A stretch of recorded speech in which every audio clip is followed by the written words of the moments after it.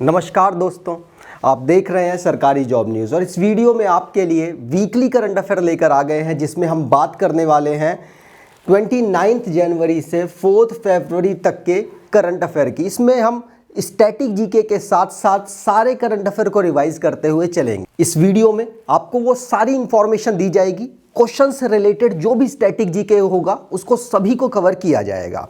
चलिए स्टार्ट करते हैं पहले क्वेश्चन से। पहला क्वेश्चन है राजनीति केंद्र व राज्यों के फैसलों से रिलेटेड।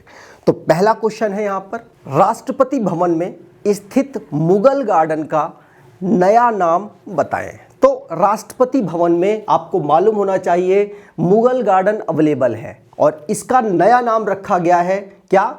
अमृत उद्यान। क्या रखा गया है? अमृत उद्यान।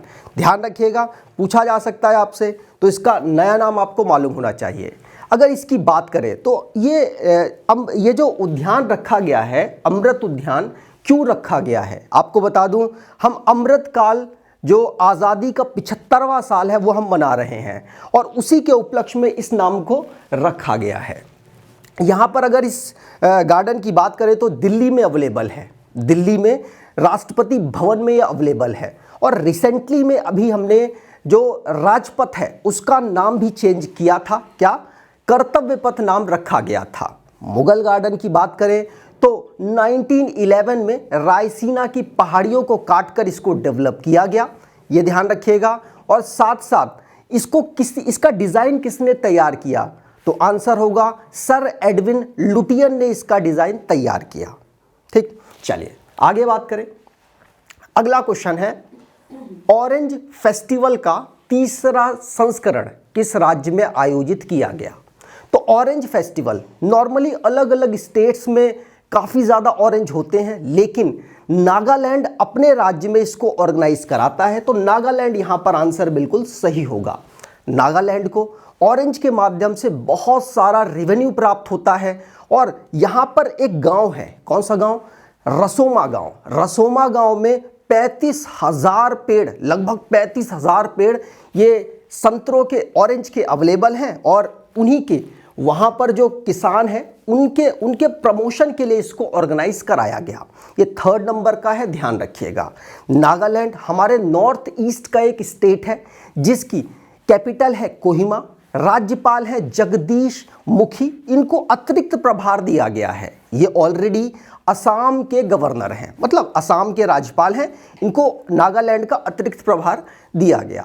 मुख्यमंत्री नेफ्यू रियो हैं। ठीक, और नागालैंड की बाउंड्री, आपको इंटरनेशनल बाउंड्री की बात कर रहा हूं तो नागालैंड की इंटरनेशनल बाउंड्री म्यांमार के साथ लगती है।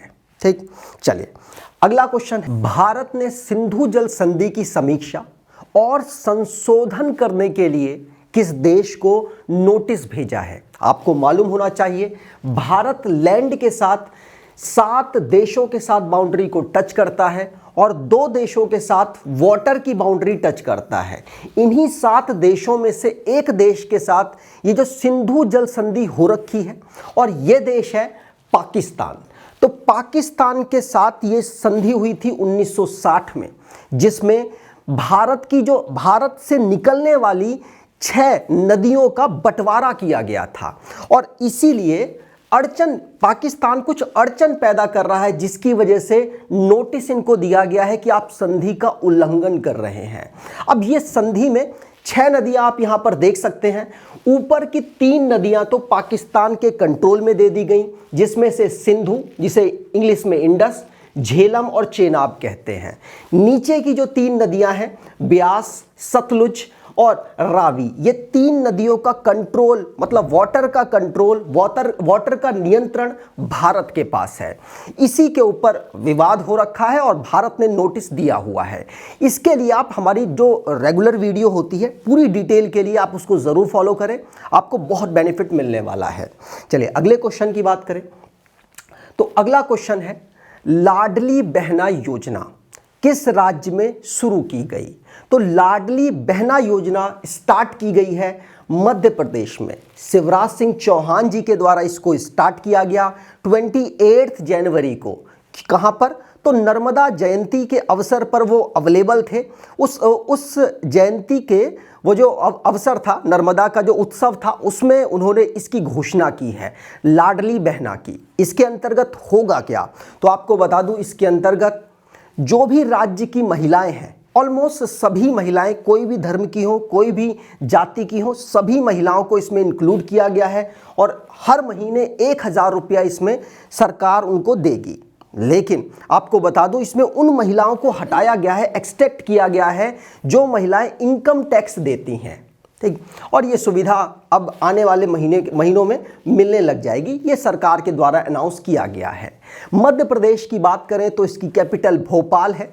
राज्यपाल मंगू भाई सी पटेल, मतलब मंगू भाई छगन भाई पटेल हैं। मुख्यमंत्री शिवराज सिंह चौहान हैं। अगले क्वेश्चन की बात करें, अगला क्वेश्चन है 46 नंबर का, इंटरनेशनल कोलकाता पुस्तक मेले का उद्घाटन चीफ मिनिस्टर ममता बनर्जी ने किया। इसे कहां आयोजित किया गया, तो अभी रिसेंटली में जो पश्चिम बंगाल है वहां पर पुस्तक मेला ऑर्गेनाइज कराया गया और यह पुस्तक मेला सॉल्ट लेक में ऑर्गेनाइज कराया गया। कहां पर, सॉल्ट लेक में। ध्यान रखिएगा, मुख्यमंत्री वहां की जो ममता बनर्जी जी हैं उनके द्वारा इसको इनॉग्रेट किया गया। पश्चिम बंगाल को हम यहां पर डिटेल में जान लेते हैं। तो पश्चिम बंगाल को राज्य के रूप में गठित किया गया था 1950 को। इसकी कैपिटल कोलकाता है। राज्यपाल सीवी आनंद बोस है। मुख्यमंत्री ममता बनर्जी हैं। यहाँ की विधानमंडल एक सदनी है जिसकी विधानसभा में 294 सीट्स है। अगर संसद में बात करें तो लोकसभा में 42 सीट यहाँ से आती हैं और राज्यसभा में 16 सीट यहाँ पर अवेलेबल हैं, ठीक। चलिए यहाँ पर मैप पर देखें तो वेस्ट बंगाल सबसे लंबी बाउंड्री टच करता है, किसके साथ, बांग्लादेश के साथ, बाकी सभी राज्यों के कंपेयर में। इंटरनल बाउंड्री की बात करें तो उड़ीसा के साथ, झारखंड, बिहार, सिक्किम और आसाम के साथ इसकी लगती है। साथ साथ इंटरनेशनल बाउंड्री ये बांग्लादेश के साथ ही नहीं अब शेयर करता, ये भूटान और नेपाल के साथ भी अपनी इंटरनेशनल बाउंड्री शेयर करता है। अगर इसके नेशनल पार्क की बात करें तो बक्सा नेशनल पार्क, गोरुमारा, जलदपारा, न्योरा, सिंगलीला और सुंदरबन नेशनल पार्क यहाँ के नेशनल पार्क हैं। अगला क्वेश्चन है, वंचित वर्ग की लड़कियों को सशक्त बनाने के लिए किस राज्य में आरोहिणी पहल शुरू की गई। तो वंचित वर्ग की लड़कियों को उनकी आवाज़ को उठाने के लिए, ताकि वो इस कैपेबल हो सकें कि वो अपनी आवाज़, अपने जो अधिकार हैं उसके लिए आवाज़ उठा सकें, इसके लिए इन्होंने पहल शुरू की है। ध्यान रखिएगा, ये जो आरोहिणी पहल है ये उत्तर प्रदेश में शुरू की गई। उत्तर प्रदेश के चीफ मिनिस्टर के द्वारा इसको स्टार्ट किया गया। किस प्रकार से इस पर काम होगा तो मैं आपको थोड़ा सा बताने की कोशिश करता हूं। इसमें सिंपल सी बात है, ये कोशिश की जाएगी कि जो लैंगिक असमानता आ चुकी है, जिसकी वजह से लड़कियों के बहुत सारे राइट्स को दबाने की कोशिश की जाती है और लड़कियां खुद से उसको एक्सेप्ट भी करती हैं, तो इसी के खिलाफ ये जो योजना है काम करने वाली है। क्या करेगी, तो लड़कियों को उस काबिल बनाएगी, उसको उसके अंदर आत्मविश्वास बनाएगी कि भाई आपके जो राइट्स हैं उसको आप ले सकते हैं। इसके लिए इनको शिक्षण दिया जाएगा। शिक्षण कैसे दिया जाएगा, पहले तो कस्तूरबा गांधी आवासीय बालिका विद्यालय जो हैं उनके और साथ साथ एनजीओ मिलकर टीचर्स को यहाँ ट्रेनिंग करेंगे। उसके बाद वो टीचर्स अपने स्टूडेंट्स को ट्रेनिंग करेंगे और वो जो स्टूडेंट्स और टीचर हैं बाद में वो इन बच्चियों के पास पहुंचकर उनके राइट्स को बताएंगे कि आपका राइट्स ये है, इसके ऊपर आप ध्यान दे सकते हैं, ठीक। तो इस प्रकार से पूरे इस सिस्टम को डेवलप करने की कोशिश की जा रही है, जिससे कि अपने पढ़ाई या फिर बाल विवाह को रोकने की एक सरकार की मुहिम भी है, मान सकते हैं। उत्तर प्रदेश की बात करें तो ये आप देख सकते हैं, ये है योगी आदित्यनाथ जो कि मुख्यमंत्री हैं यहाँ के। यहाँ की कैपिटल लखनऊ है और राज्यपाल आनंदीबेन पटेल हैं। अगला क्वेश्चन है, मुख्यमंत्री जगन मोहन रेड्डी कहाँ के हैं, तो ये आंध्र प्रदेश के हैं। तो मुख्यमंत्री जगन मोहन रेड्डी ने आंध्र प्रदेश की राजधानी को कहाँ स्थानांतरित करने की घोषणा की है। देखिए, रिसेंटली में आपने सुना होगा साउथ अफ्रीका में भी 3 राजधानियां हैं, उसी प्रकार से आंध्र प्रदेश में भी 3 राजधानियां हम काफ़ी टाइम तक पढ़ रहे थे। कौन कौन सी? जो अभी इस समय है अमरावती, कुन्नूर और तीसरी विशाखापट्टनम। अब विशाखापट्टनम को बाद में उसको हटाकर सिर्फ जो हमारी अमरावती है उसको ही किया गया, लेकिन अब अनाउंसमेंट कर दी गई है मुख्यमंत्री जी के द्वारा, जगन मोहन रेड्डी जी के द्वारा, कि विशाखापट्टनम इन फ्यूचर हमारी कैपिटल हो सकती है। इनका मेन मकसद ये है कि इसके माध्यम से ये यहाँ पर इन्वेस्टमेंट लाना चाहते हैं कि ज़्यादा से ज़्यादा लोग यहाँ पर ज़्यादा जो मतलब इन्वेस्टर्स हैं वो इसकी तरफ आकर्षित हों और विशाखापट्टनम का डेवलपमेंट हो सके। ठीक, आंध्र प्रदेश की कैपिटल आपको पता है इस समय पर अमरावती है। यहाँ के मुख्यमंत्री वाईएस जगन मोहन रेड्डी हैं, राज्यपाल विश्वभूषण हरिचंदन हैं। ठीक, चलिए आगे बात करें। अगला क्वेश्चन है, प्रधानमंत्री मोदी ने जनवरी 2023 में आयोजित एनसीसी की वार्षिक रैली में कितने रुपए का स्मारक सिक्का जारी किया? तो एनसीसी आपको बता दूं 1948 में फाउंड होता है और इसके 75 साल पूरे हो गए। अब 75 साल पूरे हुए हैं तो 75 रुपए का सिक्का यहां पर प्रधानमंत्री नरेंद्र मोदी जी के द्वारा लॉन्च किया गया। ध्यान रखिएगा, पूछा जाएगा तो आपको पता होना चाहिए कि कितने रुपए का सिक्का लॉन्च किया गया है। एनसीसी की फुल फॉर्म है नेशनल कैडेट कोर। इसकी स्थापना 16 अप्रैल 1948 को हुई थी। इस समय पर जो महानिदेशक हैं वो लेफ्टिनेंट जनरल गुरबीर पाल सिंह हैं। ठीक, चलिए अगला क्वेश्चन आएंगे नियुक्ति से रिलेटेड, लेकिन आपको इससे पहले बता दूं कि हमारी एक बुक है करंट अफेयर की 2022 की, इसमें पूरा करंट अफेयर कवर किया गया है और यकीन मानिए सारे करंट अफेयर को इसमें डिटेल में कवर किया गया है। इतनी अच्छी बुक है कि अमेज़न पर ये टॉप मतलब बेस्ट सेलर की कैटेगरी में आ चुकी है। आप इसको परचेज करना चाहें तो कुछ इस प्रकार से आप कर पाएंगे और ये बुक आपके आने वाले जितने भी एग्जाम हैं 2023 में जितने भी एग्जाम है आपको बहुत बेनिफिट देने वाली है। किसी भी लेवल का एग्जाम हो सभी के लिए इंपॉर्टेंट है, लेकिन इसमें अगर आप छूट प्राप्त करना चाहते हैं तो हमारी आप मेंबरशिप ले सकते हैं। मेंबरशिप में क्या होगा, 1 साल तक आपकी वैलिडिटी रहेगी। साथ साथ जो हमारी बुक है उसमें आपको स्पेशल डिस्काउंट मिलेगा। हमारे द्वारा जो दी जाने वाली सुविधाएं हैं उसमें भी आपको सारी सुविधाएं भी प्राप्त होंगी। कोई भी अगर डाउट होता है तो इस नंबर पर आप व्हाट्सएप करके अपनी प्रॉब्लम को सॉर्ट आउट करा सकते हैं। नीचे डिस्क्रिप्शन बॉक्स में लिंक है, वहां से भी अपनी प्रॉब्लम को सॉर्ट आउट कर सकते हैं। चलिए अब बात करेंगे नियुक्ति से रिलेटेड। केंद्रीय कैबिनेट ने director of general of civil aviation DGCA का नया चीफ किसे नियुक्त किया है? तो आंसर होगा विक्रम देव दत्त को। किसको? विक्रम देव दत्त को यहां पर अपॉइंट किया गया है DGCA, मतलब कि director general of civil aviation. ध्यान रखिएगा, पूछा जा सकता है। यहां पर बात की जाए DGCA की तो DGCA का मुख्यालय नई दिल्ली में है। ठीक, अगला क्वेश्चन, टाटा ट्रस्ट का नया चीफ एग्जीक्यूटिव ऑफिसर CEO किसे चुना गया? तो टाटा ट्रस्ट का नया CEO चुना गया है सिद्धार्थ शर्मा को। ध्यान रखिएगा, सिद्धार्थ शर्मा आप यहां पर देख सकते हैं, इनको चुना गया है CEO टाटा ट्रस्ट का। अगला क्वेश्चन, भारतीय वायुसेना के नए उप प्रमुख किसे नियुक्त किया गया? तो नए उप प्रमुख कौन अपॉइंट हुए हैं?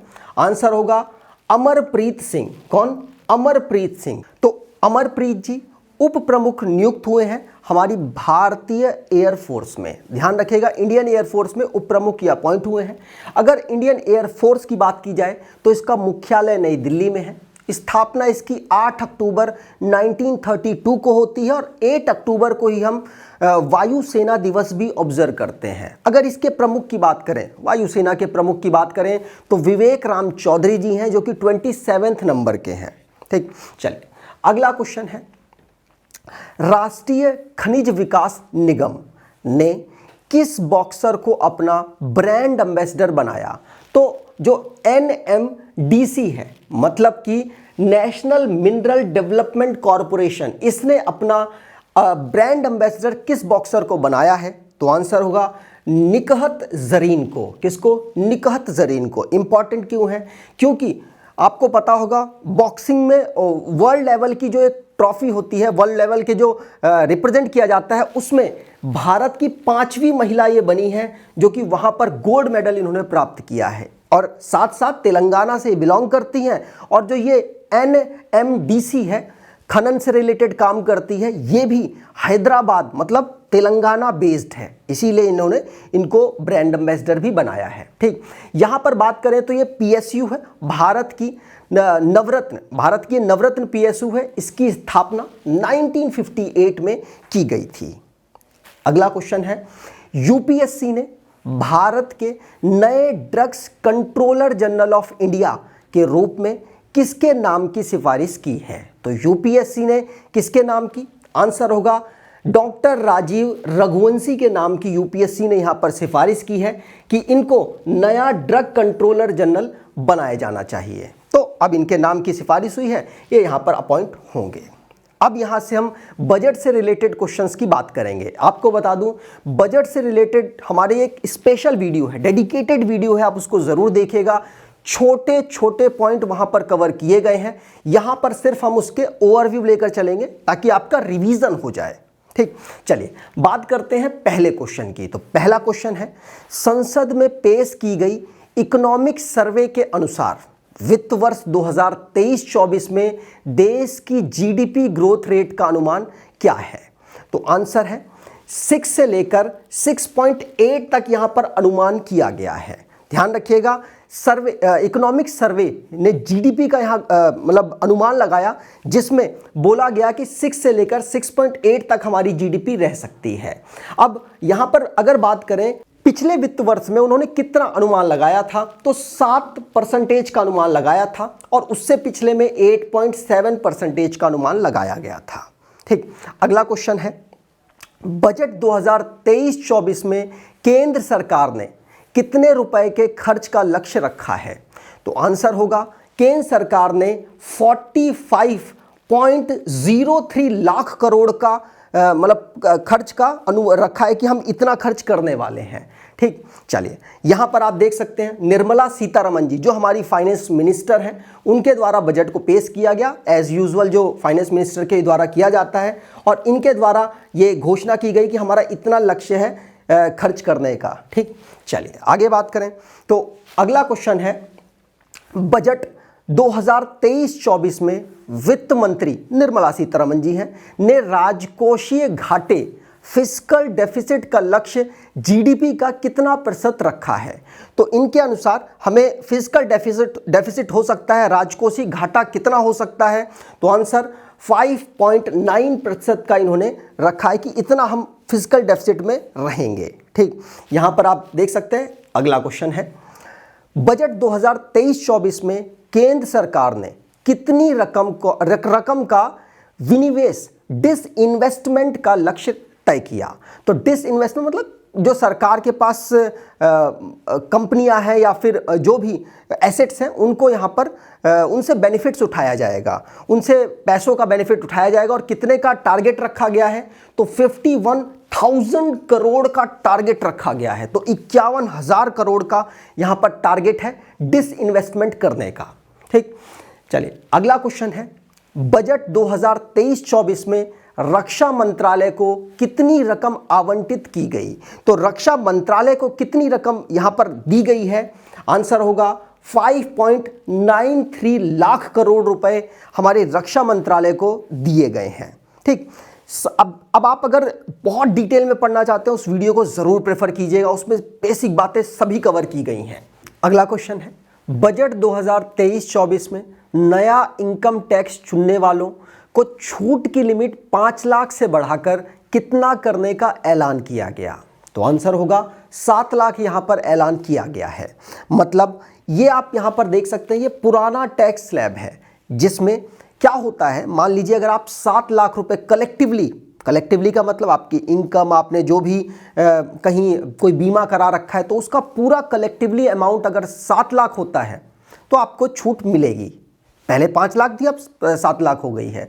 लेकिन अगर आप 7 लाख रुपए से 1 रुपया ज़्यादा भी कमा लेते हैं तो आप इस टैक्स स्लैब के अकॉर्डिंग आपको टैक्स देना पड़ेगा। अगर आप 7 लाख 1 रुपया कमाते हैं तो आप कहाँ पर आ जाएंगे, इस पोजीशन पर आ जाएंगे और आपको 10% कितना 10% आपको देना पड़ेगा टैक्स। ध्यान रखिएगा, ये पूरा सिस्टम है, आपको ध्यान रखना है। अगले क्वेश्चन की बात करें तो अगला क्वेश्चन है, वित्त मंत्री ने बजट 2023-24 भाषण में किस कार्ड को सरकारी योजनाओं का पहचान पत्र बनाने की जानकारी दी? तो आंसर होगा, आप आधार कार्ड दिमाग में मत लाइएगा, पैन कार्ड यहां पर उन्होंने बोला है कि पैन कार्ड जो भी हमारी सरकारी योजनाओं को पहचान पत्र, एक तरीके से पैन कार्ड यहां पर काम कर रहा है, पहचान पत्र के रूप में काम कर रहा है सरकारी योजनाओं में। ठीक, अगला क्वेश्चन है, संसद में वित्त मंत्री ने बजट 2023-24 के 70 मतलब 7 आधार बताए हैं। कौन कौन से बताए हैं? तो आप यहां पर इन 7 को देख सकते हैं, जैसे समावेशी विकास,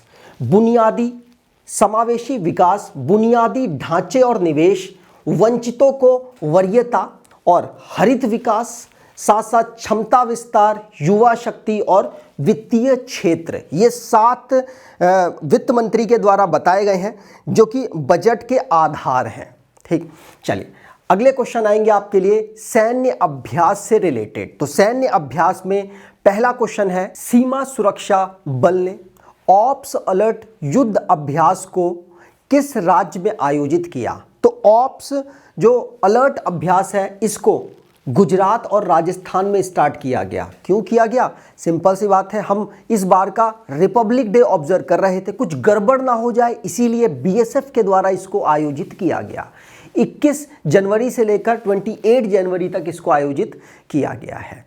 बीएसएफ की बात करें तो 1965 में पाकिस्तान के युद्ध के बाद इसको फॉर्म किया गया।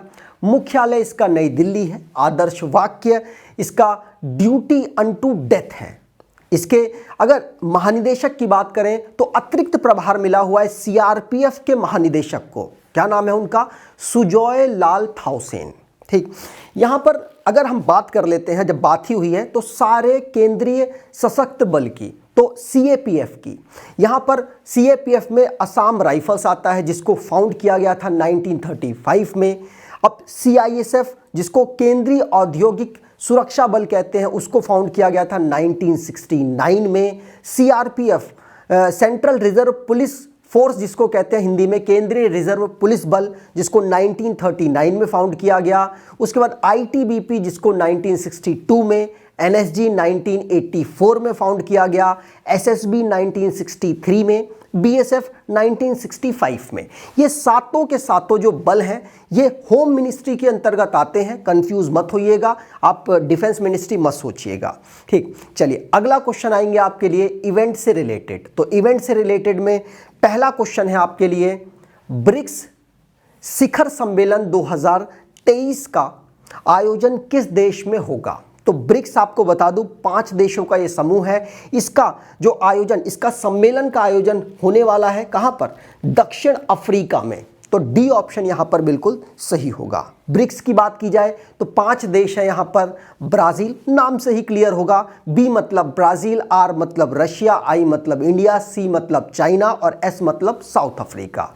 ब्रिक्स को 2006 में फाउंड कर दिया गया था। उस समय पर इसके 4 देश मेंबर थे। साउथ अफ्रीका 2010 में इसमें जुड़ता है। ठीक, और इसके सम्मेलन की बात करें तो सम्मेलन 2009 से स्टार्ट किया गया था। ठीक, चलिए आगे बात करें तो यहां पर अगला क्वेश्चन है, गणतंत्र दिवस 2023 की परेड में कला और संस्कृति का प्रदर्शन करने वाले किस राज्य की झांकी को पहला स्थान मिला है? तो किस राज्य की झांकी ने बहुत बढ़िया प्रदर्शन किया? आंसर होगा उत्तराखंड की झांकी को यहां पर पहला स्थान मिला है। टोटल बात की जाए तो टोटल 23 झांकियां यहां पर पार्टिसिपेट कर रही थी, जिनमें से 17 झांकियां थीं किसकी? राज्य और केंद्र शासित प्रदेशों की, और 6 झांकियां किसकी थीं? मिनिस्ट्री और दूसरे डिपार्टमेंट्स की। ठीक, उत्तराखंड को यहाँ पर पहला स्थान मिला। और उसके बाद इसकी थीम पूछी जा सकती है तो मानस खंड इसकी थीम है। कुछ इस प्रकार से इनकी झांकी दिख रही थी। ठीक, कॉर्बेट नेशनल पार्क को दिखाया गया, मंदिरों को दिखाया गया, जो इनके प्राचीन मंदिर हैं उनको दिखाया गया। दूसरे पोजीशन पर महाराष्ट्र की झांकी है, तीसरे पर उत्तर प्रदेश की झांकी यहाँ पर रही है। इसमें बहुत सारे अन्य अवार्ड भी दिए गए, जैसे कि मंत्रालय और विभागों की कैटेगरी में किसको यहाँ पर बेस्ट झांकी दिया गया, तो आंसर होगा जनजातीय कार्य मंत्रालय को, जिसकी थीम एकलव्य आदर्श आवासीय विद्यालय था। अगला अवार्ड है स्पेशल अवार्ड। तो स्पेशल अवार्ड केंद्रीय लोक निर्माण विभाग को जैव विविधता संरक्षण और वंदे भारतम नृत्य समूह को दिया गया। ठीक, यहाँ पर अगला है तीनों सेनाएं जो हमारी हैं उनमें बेस्ट मार्चिंग किसने की, तो भारतीय सेना की एक रेजिमेंट है पंजाब रेजिमेंट, उनके द्वारा बेस्ट मार्चिंग की गई।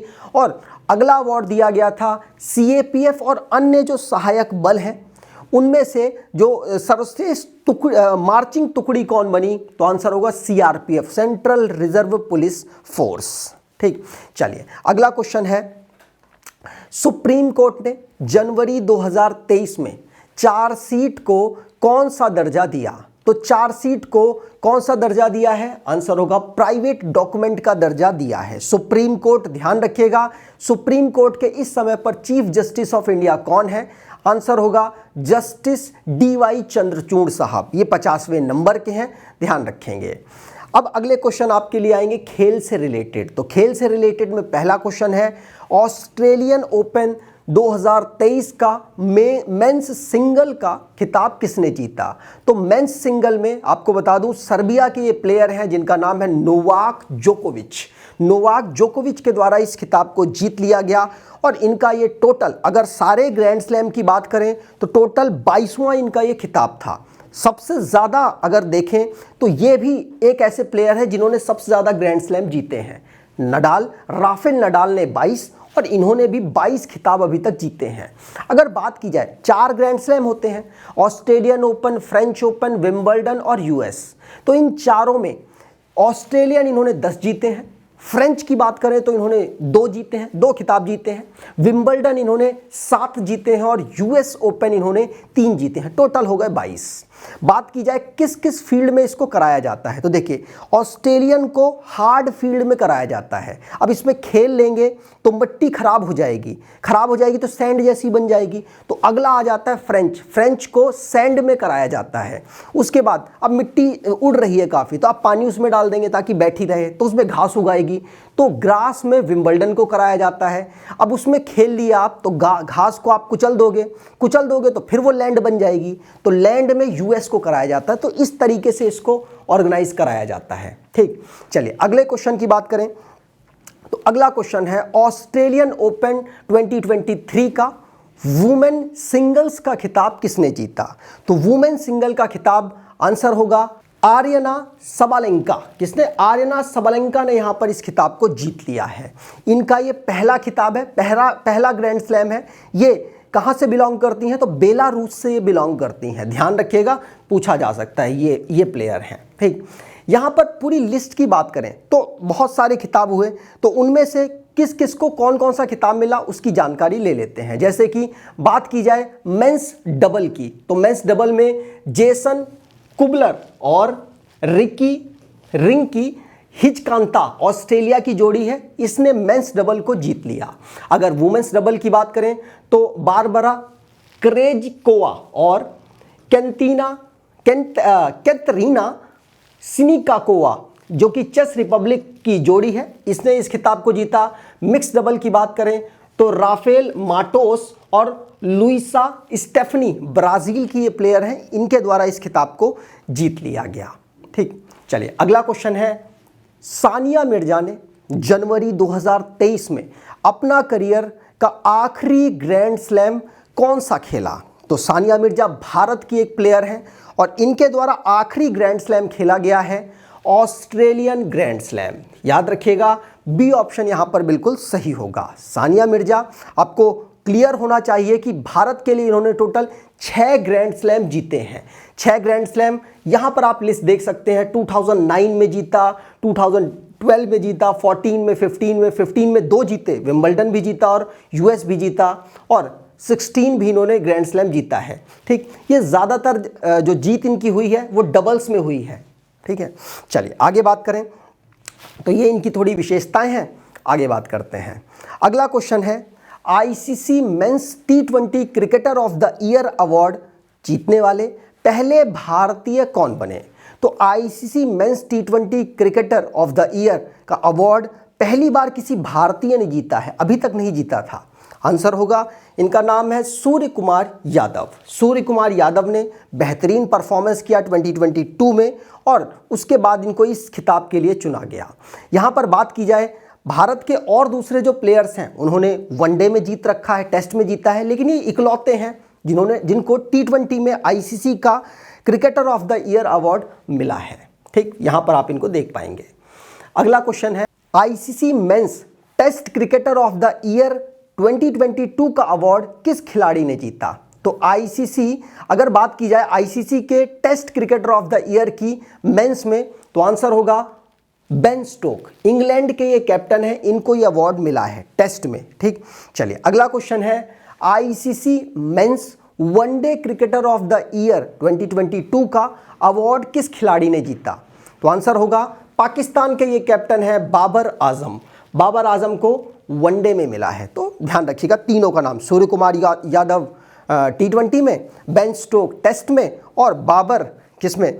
वनडे में। ठीक, चलिए अब यहाँ पर बात हुई है आईसीसी की। तो आईसीसी क्या है? इंटरनेशनल क्रिकेट काउंसिल, जिसकी स्थापना हुई थी 1909 में, और ये भारत में, ये दुनिया में क्रिकेट को कंट्रोल करती है। इसका स्टार्टिंग में हेडक्वार्टर था यूके लंदन में, लेकिन बाद में 2005 में इसका हेडक्वार्टर दुबई में शिफ्ट किया गया और अभी भी इसका हेडक्वार्टर दुबई संयुक्त अरब एमिरेट्स में है। इसके मेंबर 108 हैं।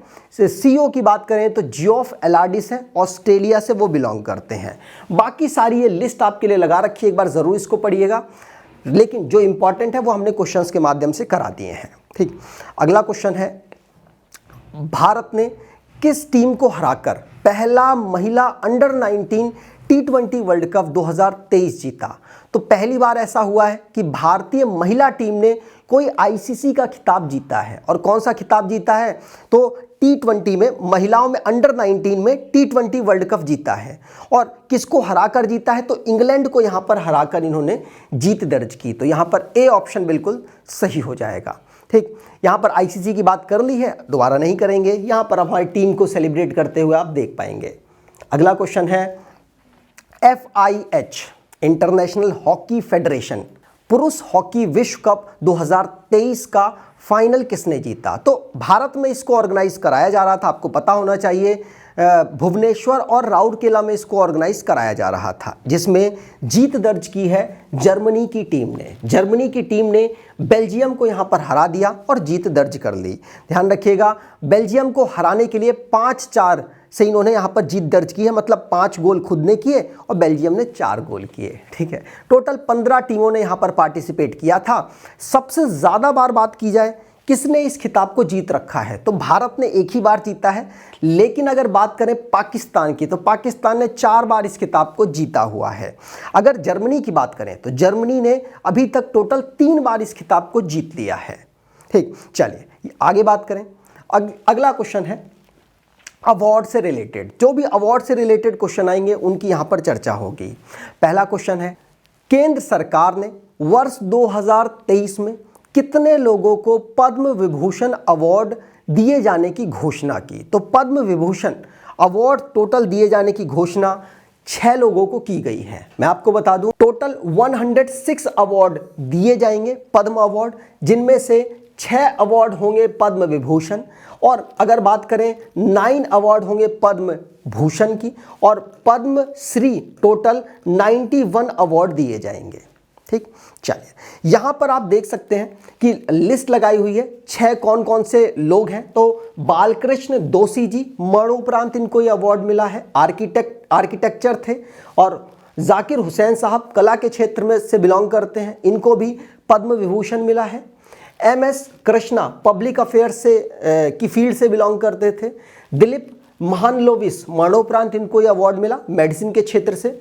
श्रीनिवास वर्धन साइंस और इंजीनियर के क्षेत्र में से बिलोंग करते हैं। और मुलायम सिंह यादव मरणोपरांत भी इनको ये पुरस्कार दिया गया। ठीक, अगला क्वेश्चन है, केंद्र सरकार ने कितने लोगों को पद्म भूषण अवार्ड वर्ष 2023 में देने की घोषणा की है? तो टोटल कितने लोगों को घोषणा की गई है? तो मैंने आपको बता दिया 9 लोगों को। 9 लोगों को ये सम्मान दिया जाएगा। ये भारत का 3rd हाईएस्ट सिविलियन अवार्ड है। पहला कौन सा है? तो भारत रत्न है। दूसरा कौन सा है? पद्म विभूषण है। तीसरा कौन सा है? पद्म भूषण है। और चौथा कौन सा है? पद्मश्री है।